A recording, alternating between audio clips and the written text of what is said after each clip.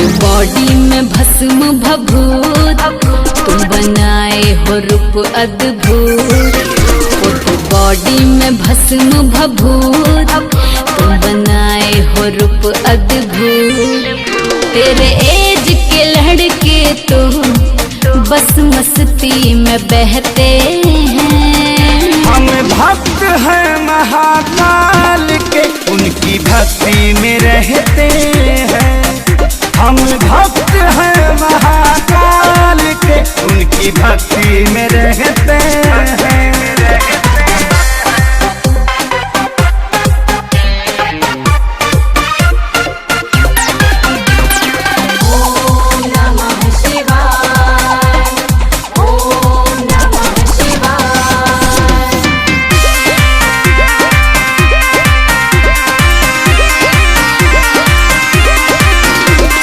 गाते हैं रिमिक्स गाने, तुम तो डमरू बजाते हो।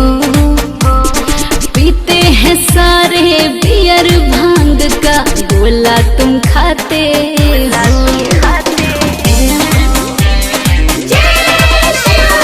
मेरे लिए पहले भोले दानी, बाकी सब बात में अलग ही मजा है शिव शंभू के प्रसाद में। तुम होड़ भंगी बात ये बस्ती में कहते हैं। हम भक्त हैं महाकाल के, उनकी भक्ति में रहते हैं।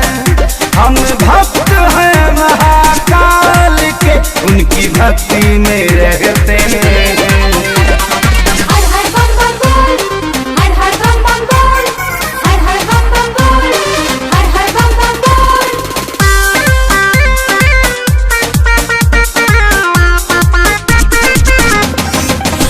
जरा हमें भी बताओ खेसारी, ऐसा उनमें क्या खास है?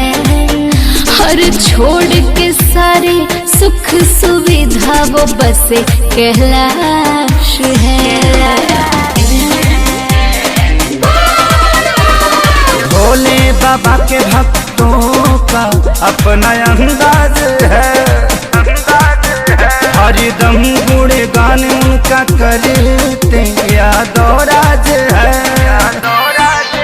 हम सभी के लिए ही सोनू हाँ बड़ी हस्ती ये बैठे हैं। हम भक्त हैं महाकाल के, उनकी भक्ति में रहते हैं। हम भक्त हैं महाकाल के, उनकी भक्ति में रहते हैं।